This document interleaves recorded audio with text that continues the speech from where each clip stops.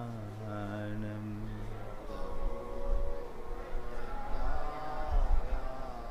लमूलोये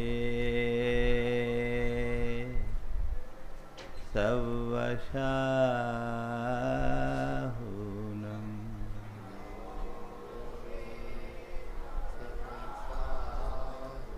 एसो पंचडमोयारो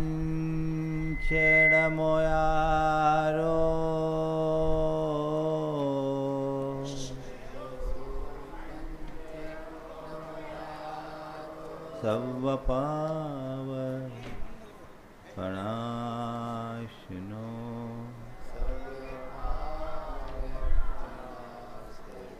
मंगलालं च सवेसिं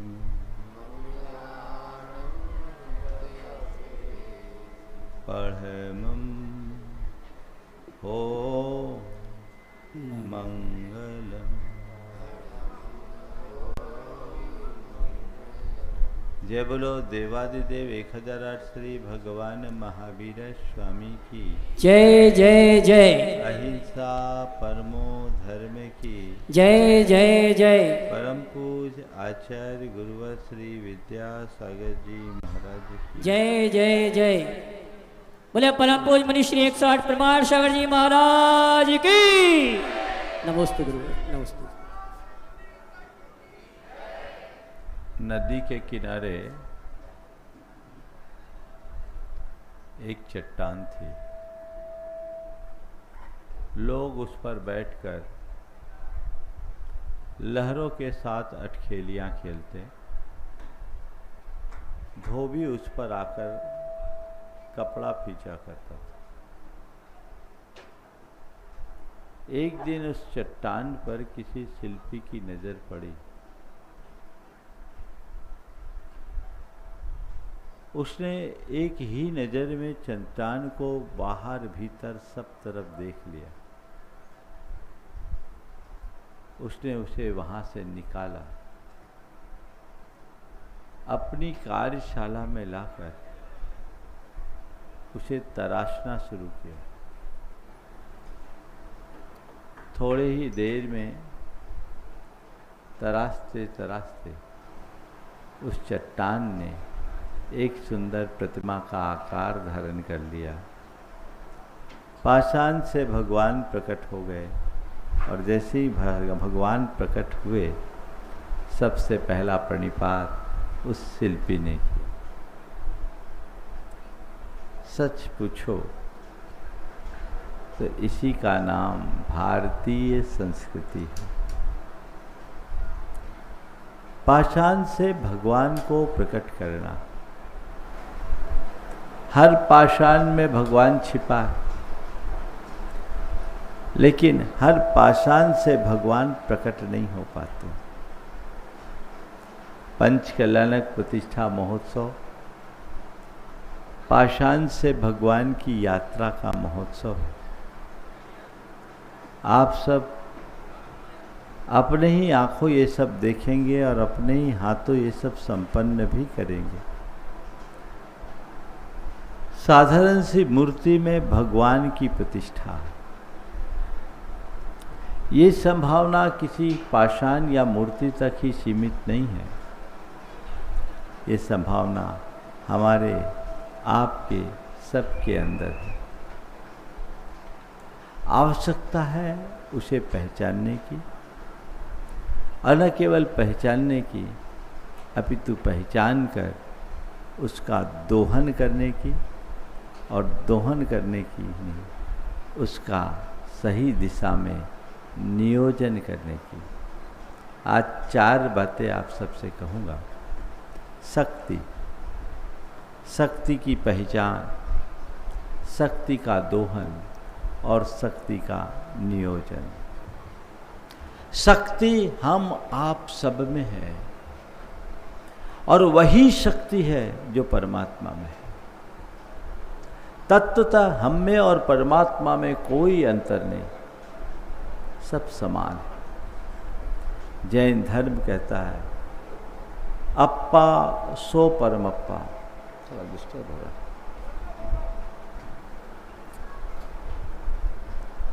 अप्पा सो परमप्पा,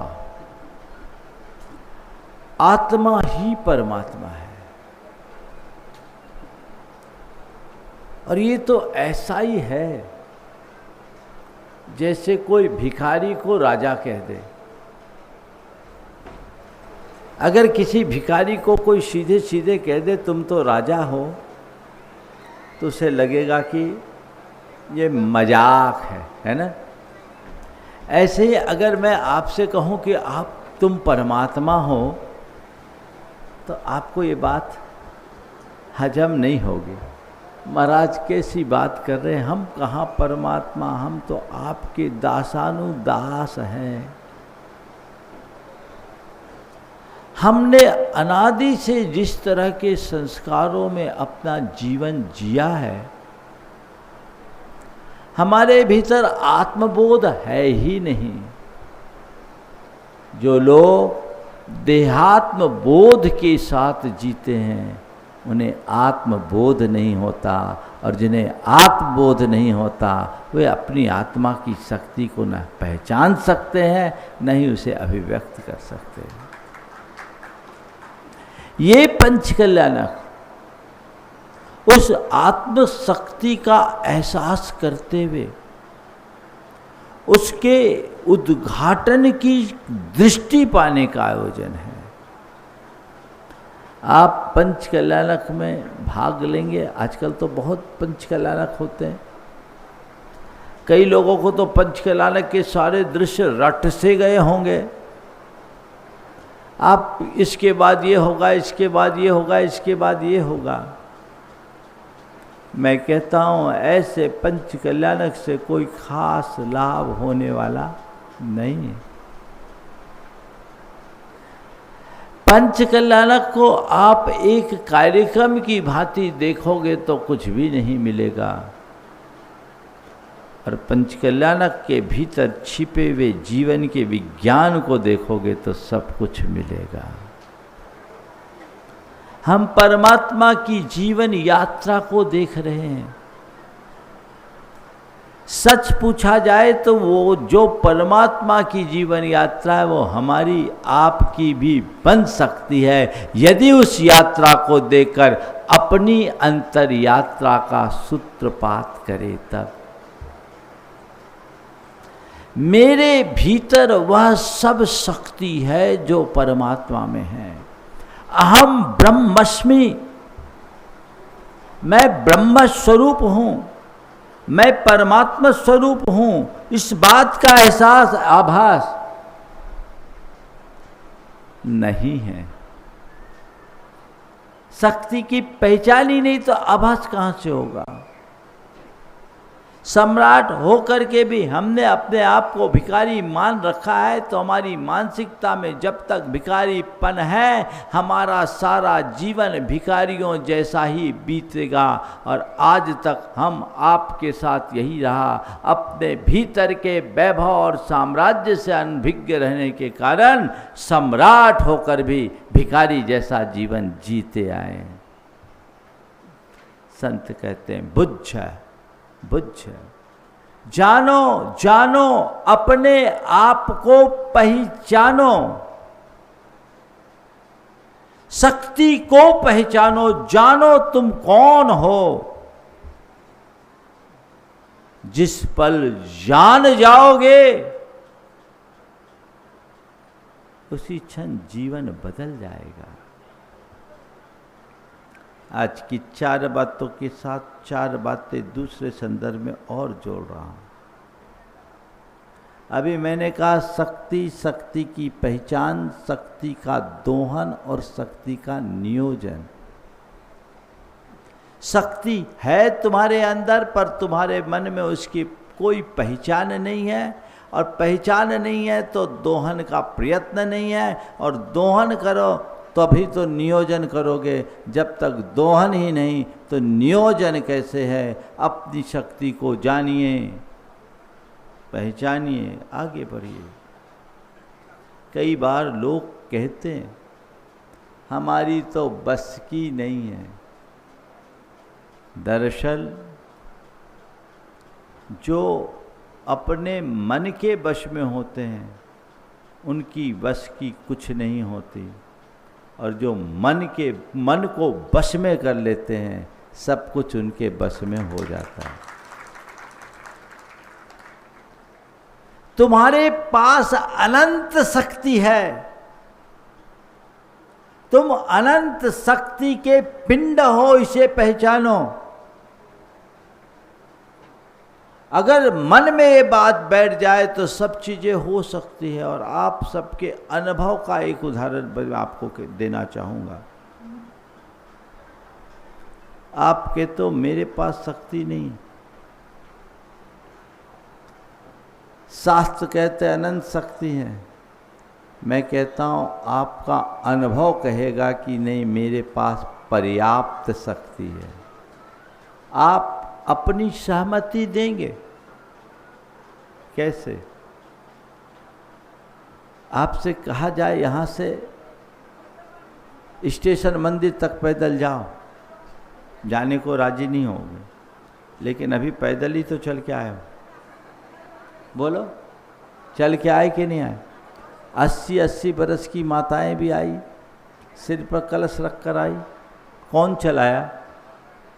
कौन चलाया? हाँ, शक्ति नहीं थी तो कैसे चले? और नहीं, शिखर जी चढ़ने का अनुभव तो सबको होगा। ये 2-3 किलोमीटर की दूरी तो फिर भी तुम पूरी कर लो, लेकिन शिखर जी की चढ़ाई, जिस व्यक्ति को 100 कदम चलने की सामर्थ्य नहीं, वो 27 किलोमीटर की वंदना करके आ जाता है। किसके बल पर? किसके बल पर? शक्ति है पर इच्छा नहीं है। समझ गए? तो शक्ति से बड़ी है इच्छा शक्ति।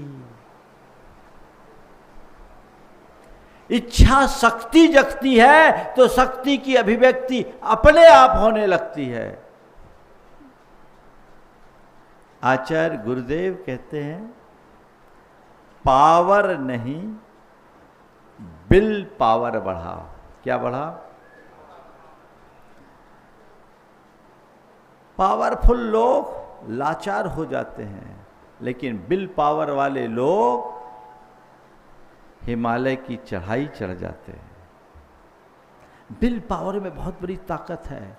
ये शरीर का बल, ये मन का बल, लेकिन शरीर और मन के बल से ऊंचा बल है आत्मबल। उस आत्म शक्ति को पहचानो। अभी थोड़ी थोड़ी बातों में आप लोग अपने आप को बेबस, लाचार, कमजोर और टूटा टूटा महसूस करने लगते हो। करते हो? थोड़ा सा भी कुछ हो जाए, अब क्या हो गया, मैं तो निरुपाय हूं, मैं लाचार हूं, मैं बेबस हूं, मैं तो एकदम आश्रयहीन हो गया, अब मेरा क्या होगा। और कई लोग इस ऐसी स्थितियों में डिप्रेशन के भी शिकार हो जाते हैं। पर संत कहते हैं, जिस दिन तुम अपने आप को पहचान लोगे ना, इससे बड़ी बड़ी विपदा भी आएगी तो तुम उसे पार कर लोगे, क्योंकि तुम्हें इस बात का बोध हो जाएगा कि मुझ में अनंत शक्ति है और मेरा बाल बांका भी नहीं हो सकता। संसार में प्रलय भी क्यों ना आ जाए, वो मुझे एक प्रदेश से दूसरे प्रदेश तक खिसका नहीं सकता। मेरे आत्मा का एक प्रदेश भी इधर से उधर नहीं हो सकता। ये विश्वास अंतरंग में होना चाहिए। अभी देहात्म बोध की भूमिका में जी रहे हो। अभी सब सारी सोच देहाश्रित है और देहाश्रित सोच होने के कारण देहाश्रित सुख भोगने की चाह मन में है, जो मनुष्य को लाचार बनाता है। जिस दिन भेद विज्ञान होगा, शरीर से आत्मा की भिन्नता का बोध होगा, तुम्हारे भीतर आत्म बोध जागृत होगा, ये समझ में आ जाएगा कि मैं शरीर नहीं आत्मा हूँ, देह नहीं चेतन हूँ। ये देह की एक सीमा है, मेरी चेतना अनंत है, वो असीम है और उसका पराक्रम भी अनंत है। उसी पल सोच बदल जाएगी, उसे पहचानिए। तो अपनी शक्ति को हमें समझना है कि मेरे पास कितनी शक्ति है। आप लोगों ने एक कंपनी का नाम सुना होगा, डी वियर्स, है ना, हीरे की कंपनी है ना, डी वियर्स की कंपनी। उनके बारे में मैंने पढ़ा कि ऑस्ट्रेलिया में एक भूखंड किसी ने पहले से खरीदा था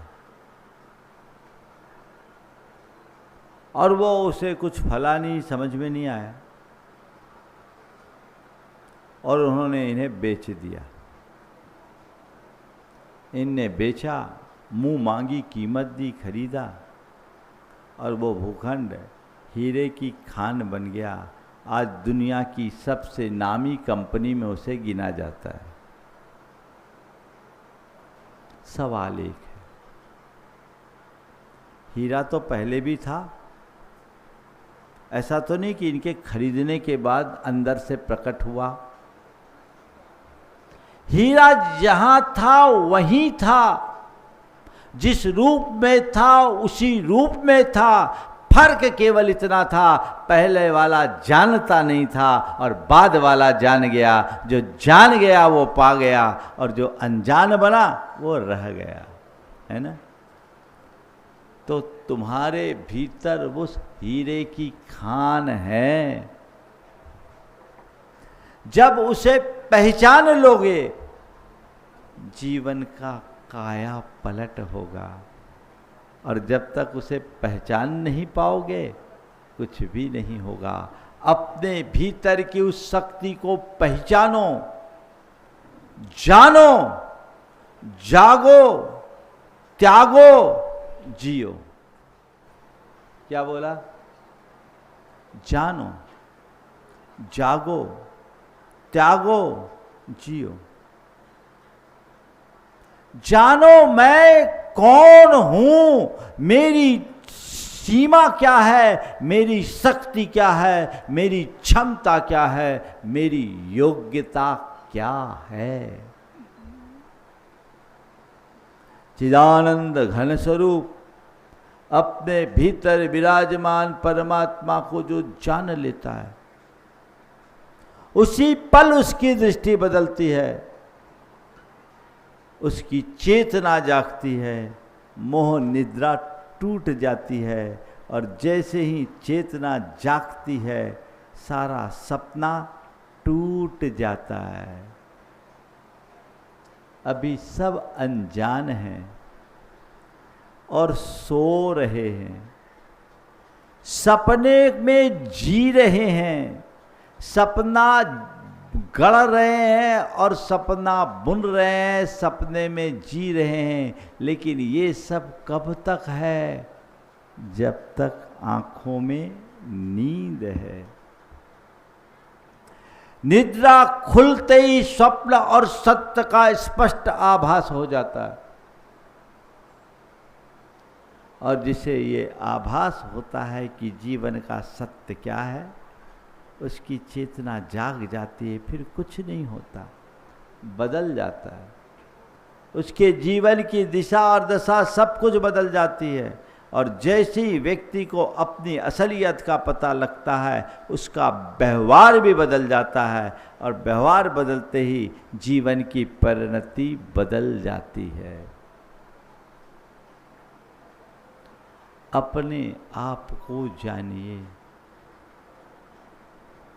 एक व्यक्ति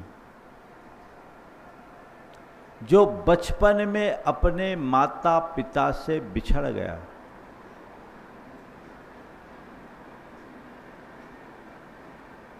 बहुत छोटी उम्र में बिछड़ा, उसके माँ बाप ने उसे बहुत खोजा पर उसका कहीं पता नहीं चला। वो भीख मांगते मांगते गुजारा करने लगा। एक नगर सेठ का बेटा भीख मांगकर अपना गुजारा कर रहा है और करीब 25 वर्ष बाद भीख मांगता मांगता एक रोज अपने ही घर में आ गया, अपनी झोली फैला के बैठ गया, मुझे कुछ भीख दे दो। गृहस्वामिनी जो कभी उसकी माँ थी, उसने उसे भिक्षा देने के लिए हाथ बढ़ाया, लेकिन उस पर नजर पड़ते ही उसका मातृत्व उमड़ पड़ा, उसके आंचल भींग उठे। उसने उसे गौर से देखा, आंखों में अतीत उमड़ पड़ा, कहीं ये मेरा बेटा तो नहीं है, बचपन में खो गया था, 25 बरस हो गए उसे खोए और ये उस समय 3 साल का था, 28-29 साल का लग रहा है। इसकी शक्ल में भी मुझे मेरे बेटे की झलक दिख रही और इसको देखकर मेरे आंचल में दूध उमड़ रहा है, हो ना हो ये मेरा बेटा होगा। मातृत्व उमड़ा और उसके मुख से निकल गया, बेटा भीतर आ, बेटा भीतर आ। भिखारी हिचकिचाया, मैं भिखारी एक सेठ के घर में भीतर कैसे प्रवेश करूं? उसने कहा, बेटा तू भीतर आ, ये तेरा घर है, तू भीतर आ। उसने अपने पति को आवाज दी, पति आए, बोले देखो तो कहीं, मुझे तो लग रहा है ये अपना बेटा है।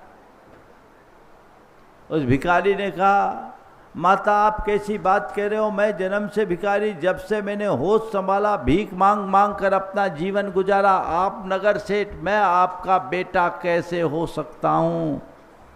तब तक पिता भी आ चुका था, उसने भी बेटे की शक्ल देखी और कहा, बेटा तुझे अब कोई विचार करने की ज़रूरत नहीं, तू सच में मेरा बेटा है और ये तेरी माँ है और मैं तुझे इसका प्रमाण भी प्रस्तुत कर देता हूँ। देख, बचपन में तेरे हाथ में हमने एक गुदना लिखवा रखा था, उसमें हम दोनों का नाम था और उसमें जैसे उसका हाथ दिखाया उसके माता पिता का नाम अंकित था। बेटे ने गुदने को देखा, माता पिता को देखा, उसको लगा सच में यही मेरे माता पिता है, चरणों में गिर पड़ा, काश मुझे पता लगता कि मैं सेठ की संतान हूँ तो भीख मांगने को मजबूर नहीं होता। और जैसे उसे सत्य का एहसास हुआ, वो घर में प्रवेश किया, उसे माँ बाप ने नहलाया धुलाया, अच्छे कपड़े पहनाए और उसे सेठ की तरह रखना शुरू कर दिया और वो बेटा भी उसी पल से सेठ बन गया। कब? जैसे ही अपने आप को जाना, भिखारी भी सेठ बन गया। आप भी सेठ हो, पर क्या बने हो? भिखारी, जो दूसरों के पास जाकर सुख की भीख मांगे, जो दूसरों के पास जाकर शांति की याचना करे, जो दूसरों के पास जाकर अपनी विपत्तियों के निवारण का रास्ता पूछे, वो भिखारी नहीं तो और कौन है? बोलो, भिखारी है कि नहीं? हाँ, थोड़ा जोर से बोलो, मैं कह दूं वो भिखारियों, बुरा तो नहीं लगेगा? हाँ, बुरा लग जाएगा। मालूम है, मैं चाहता हूँ कि तुम वाकई में सम्राट बनो।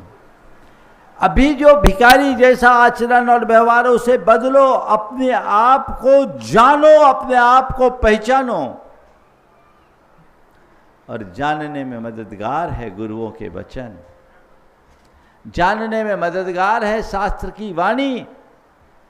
उन्हें सुनो, उस पर श्रद्धान करो, उस पर विचार करो, उस पर अमल करो। जिस पल तुम्हारी चेतना जग जाएगी, तुम्हारा संपूर्ण जीवन व्यवहार बदल जाएगा, जीवन निहाल हो जाएगा। तो इस पंच कल्याणक प्रतिष्ठा महोत्सव का मूल उद्देश्य अपने आप को जानना है, अपनी शक्ति को पहचानना है। मैं अनंत शक्ति का पिंड हूँ, मैं चैतन्य स्वरूप हूँ, मैं ब्रह्म स्वरूप हूँ, और मुझे धीरे धीरे उस शक्ति का उद्घाटन करना है, दोहन करना है। हमारे ऊपर जमे हुए मोहों के संस्कार पहले तो हमारी शक्ति को पहचानने नहीं देते, और जो पहचान भी लेते हैं तो भीतर का चारित्र मोहनी कर्म, देहानुराग और जड़ पदार्थों के प्रति उत्पन्न राग के कारण उसे उद्घाटित करने के लिए उत्साहित नहीं होने देता। संत कहते जानो और अपनी चेतना को जगाओ, इस कदर जगाओ कि सारा मोह और ममत्व छीन हो जाए, जीवन का रास्ता प्रशस्त हो और जीवन को आगे बढ़ाए। हम तीर्थंकर परमात्मा का, जिनका पंच कल्याणक यहाँ आयोजित कर रहे हैं, उनको सामने देखे, वे क्या थे? एक दिन वे भी हमारी आपकी तरह कभी ऐसे ही किसी धर्म सभा में नीचे बैठकर तत्व की बात सुन रहे होंगे, आप हम सब सुनते आए, लेकिन उस श्रवण का कोई अर्थ नहीं जो अंदर में ना उतरे।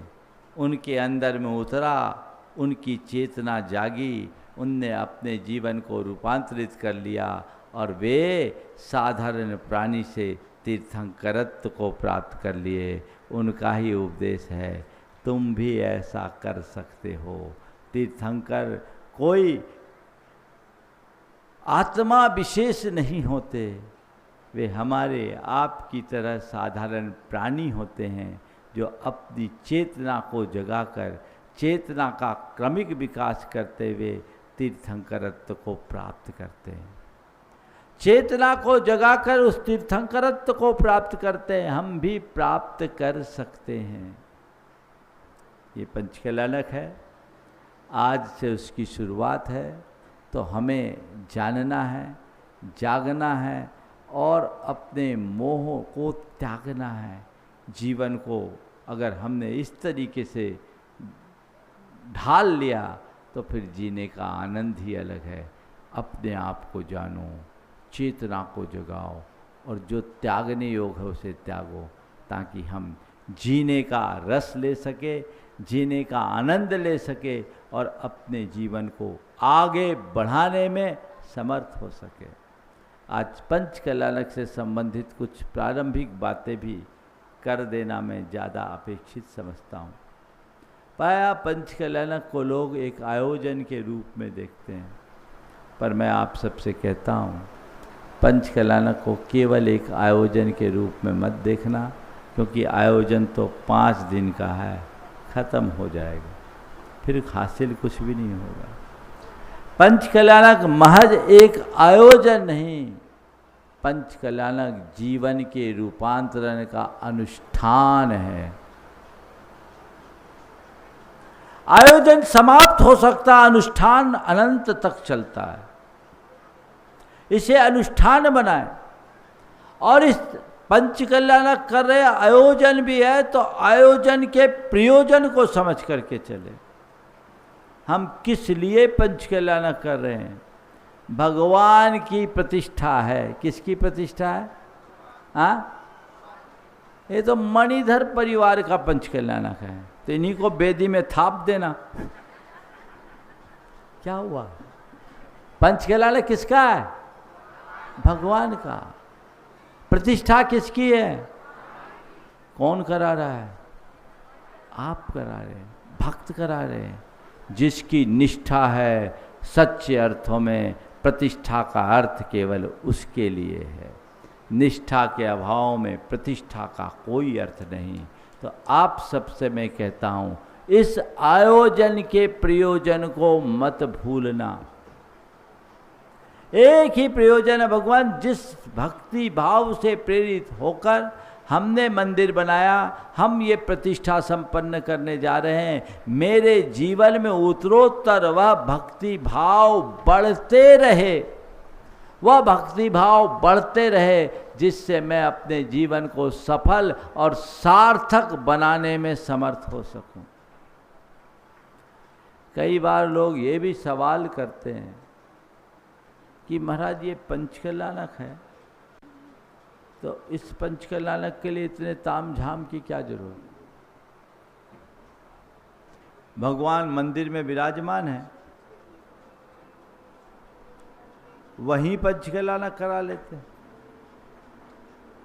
बढ़िया, तुम भी सस्ते में निपट जाते। हाँ,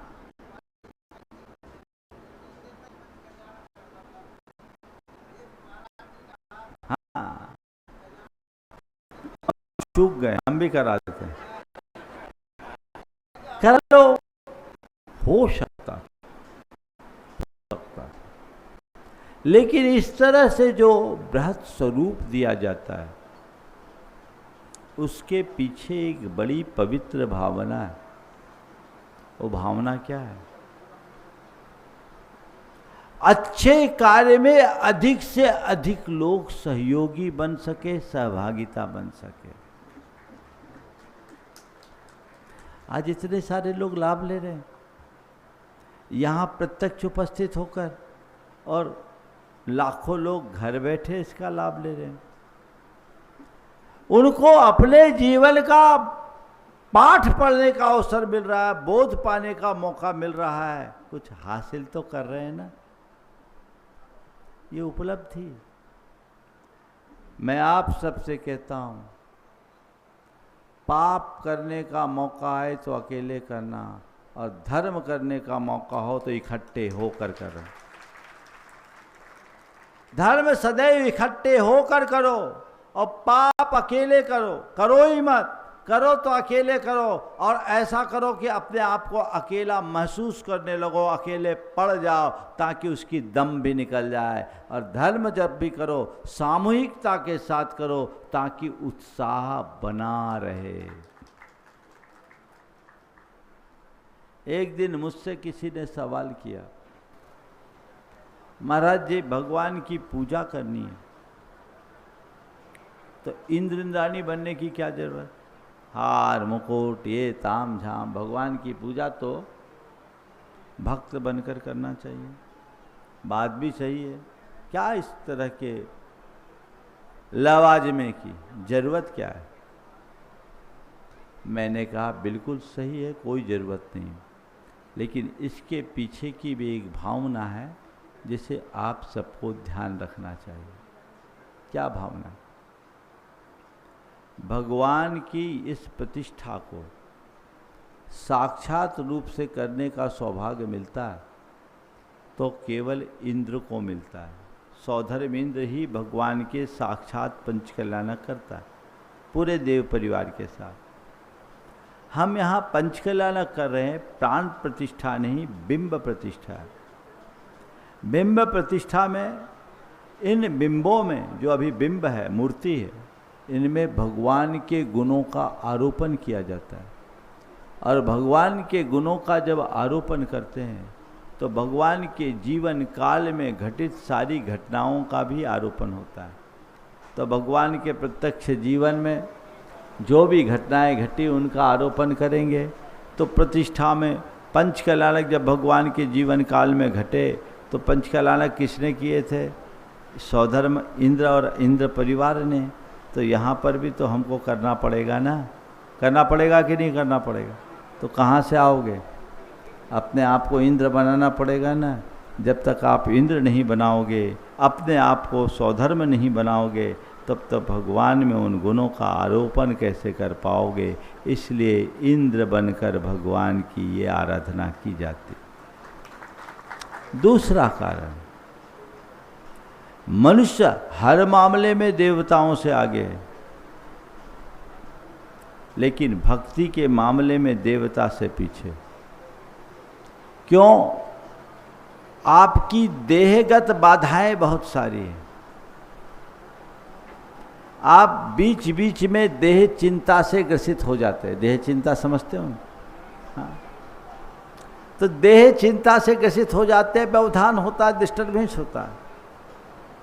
लेकिन देवताओं की ऐसी शारीरिक और मानसिक विशेषता होती है कि उनको इस तरह की कोई बाधा नहीं होती, वे अहरनिश भक्ति कर सकते हैं। तो हम देवताओं की भांति निरंतर भक्तिमान बने रहे, इसलिए इंद्र इंद्राणी बनकर भगवान की पूजा करते हैं। समझ गए? और एक तीसरा कारण जो बड़ा आध्यात्मिक कारण है, वो क्या है?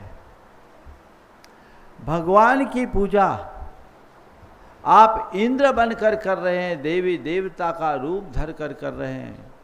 वो इस बात का प्रमाण है कि इस लोक में भगवान से ऊंचा कोई नहीं। सारे देवता देवी देवता भी उनके आराधक है, पूजा करते हैं, अपना वैभव न्यौछावर करते हैं। तो हमारे जीवन में यदि कोई पूज्य है तो ये भगवान ही हैं, देवी देवता नहीं, क्योंकि देवी देवता खुद इनकी पूजा करते हैं और तीन लोक का वैभव इनके चरणों में न्यौछावर होता है। इसलिए इनसे बड़ा कोई दूसरा नहीं है।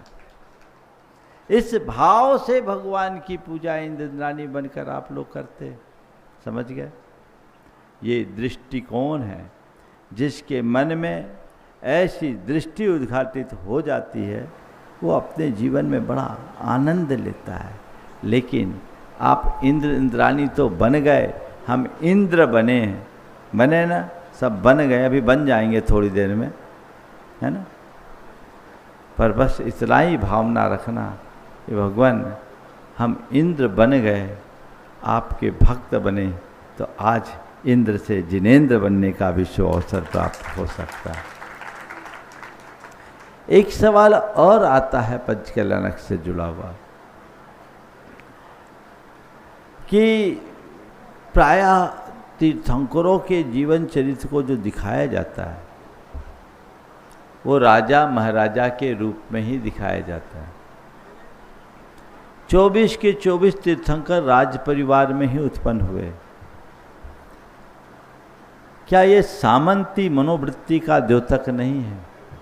ये सवाल आता है। ऊपरी तौर पर देखे तो ऐसा ही दिखता है। सारे तीर्थंकर राजपुरुष हुए, राजा महाराजा हुए, कोई साधारण पुरुष नहीं हुए। मैंने कहा कि ये बात सही है कि सभी तीर्थंकर राजपुरुष हुए, राजा महाराजा हुए, लेकिन आप अगर उनके जीवन को पलट कर देखो, फ्लैशबैक में जाओ, तो आप पाओगे कि इन तीर्थंकरों की शुरुआत कुक्कुट और मरकट की पर्याय से हुई है। इन तीर्थंकरों की शुरुआत शेर और हाथी के पर्याय से हुई है। इन तीर्थंकरों की शुरुआत भील और दलितों के रूप में हुई है। तीर्थंकरत्व मनुष्यत्व का चरम विकास है। और हमारे तीर्थंकर परमात्मा ने अनेक भावों में साधना की।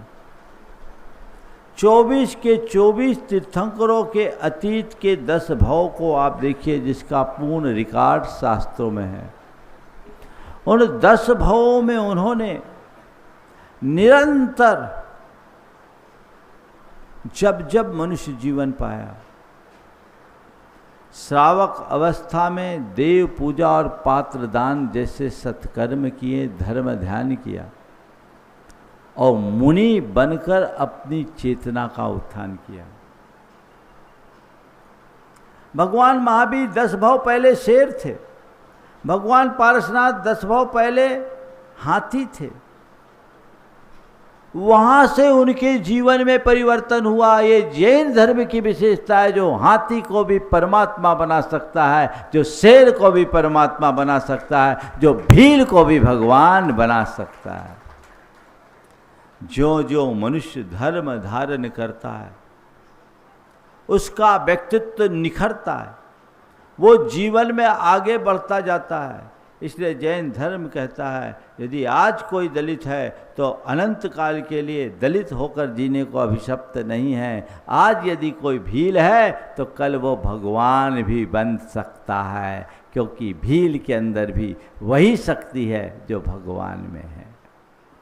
इसलिए किसी की उपेक्षा मत करो, आगे बढ़ते हुए अपने जीवन का रास्ता प्रशस्त करने का प्रयत्न करें।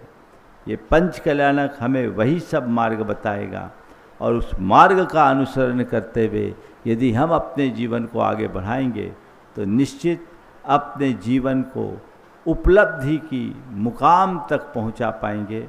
आज पहला दिन है, अभी बहुत सारी क्रियाएं आप सबके मध्य होना है, इसलिए अधिक विस्तार न देकर कल से विधिवत प्रवचन का जो समय है 8:20 से वो 8:20 से 9:05 तक आपको प्रवचन का लाभ मिलेगा। आप लोग बिल्कुल समय पर आइएगा और प्रवचन का जिन्हें लाभ लेना है वो समय पर लीजिएगा। शंका समाधान अपने निर्धारित समय पर यहाँ आप सबको मिलेगा, आप उसका भी लाभ लेंगे।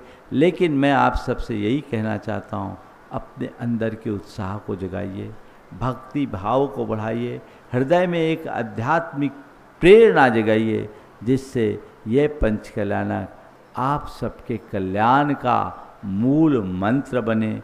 ये बात ध्यान रखना, हमारे शास्त्रों में ऐसी विधि तो है कि इन बिंबों में हम लोग मंत्र फूंके और बिंब को भगवान बना दें। मूर्ति में मंत्र फूंक कर भगवान बनाने की व्यवस्था शास्त्रों में है और हम लोग कर देते हैं, लेकिन किसी शास्त्र में ऐसा कोई विधान देखने को नहीं मिला कि हम लोग आपके कान में मंत्र फूंके और आप भगवान बन जाओ। ऐसा नहीं, ऐसी कोई व्यवस्था नहीं है। उसके लिए हर व्यक्ति को स्वगत पुरुषार्थ करना पड़ेगा, खुद को आगे बढ़ाना पड़ेगा, खुद को तैयार करना पड़ेगा। वो हम आगे बढ़ाएं, आत्ममुग्धता के साथ न जिएं, पाप भीरुता के साथ जिएं। मन में पाप भीरुता हो और धर्म की आंतरिक अभिरुचि प्रकट हो, जिससे हमारे जीवन का पथ प्रशस्त हो। प्रायः देखने में ये भी आता है कि बहुत सारे लोग धार्मिक क्रियाओं को करते हुए आत्ममुग्धता में जीने लगते हैं कि मैंने बहुत कुछ कर लिया, मैंने बहुत कुछ कर लिया, मैंने बहुत कुछ कर लिया। ये ऊपरी चीज़ें हैं। जब तक हमारी अंतर चेतना उससे नहीं जुड़ती तब तक हमारी सारी बातें केवल बातें हैं। ये बात हमें समझना है। हमने अनंत काल में, अनादि से अनंत काल तक न जाने कितने दुखों को भोगा है, कितने कष्टों को सहा है, कौन कौन सी पर्यायों को प्राप्त किया है। अब ये दुर्लभ मनुष्य जीवन मिला है। इस जीवन को पाकर अपने जीवन के यथार्थ को जानने का उद्यम हमें करना चाहिए और उस यथार्थ को पहचानते हुए कल्याण का मार्ग प्रशस्त करना चाहिए। सभी के जीवन का मंगल हो, सबका कल्याण हो, सब अपने जीवन के मर्म को जानकर जीवन को आगे बढ़ा सके। इसी भाव के साथ मैं यहीं पर विराम ले रहा हूँ। बोलो अहिंसा परमो धर्म की जय जय। बोले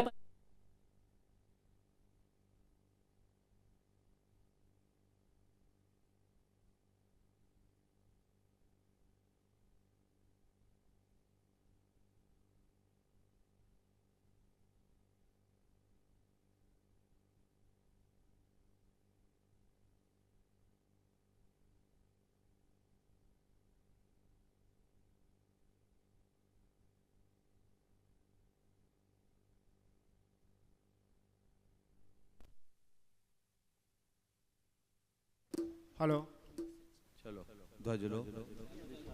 हेलो हेलो हेलो हेलो। ओ और हम जिन शासन पताके सदोच्छिता तिष्ठ तिष्ठ भव भवश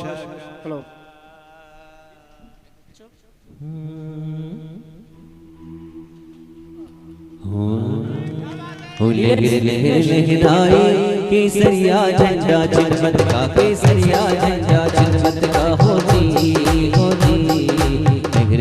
लहराए केसरिया झंडा जनमत का केसरिया झंडा जनमत होती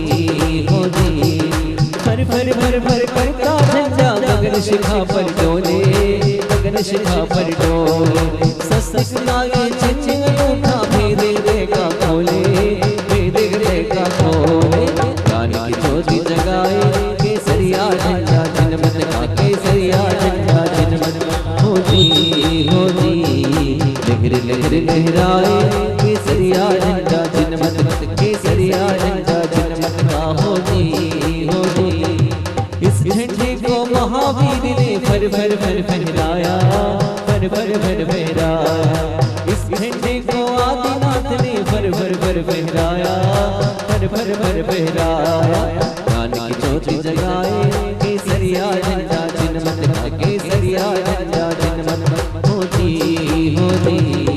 लहर लहर लहराए केसरिया झंडा जनमत केसरिया झंडा जनमत का होती फर फर फर फर करता झंडा गगन शिखा पर डोले गगन शिखा पर डोले ससलावे चिंचिंगड़ी उठा भेद देगा खोले भेद देगा खोले रानी की ज्योति जगाए केसरिया झंडा जनमत केसरिया झंडा जनमत का होती लहर लहर लहराए केसरिया झंडा जनमत केसरिया झंडा जनमत का होती इस झंडे को महावीर ने फर फर फर फहराया फर फर फर फहराया। और आइए भैया इस परिवार की श्राद्धिका अंदर पहुंची जरा बिटिया भी पहुंच जावे अंदर। हाँ जी।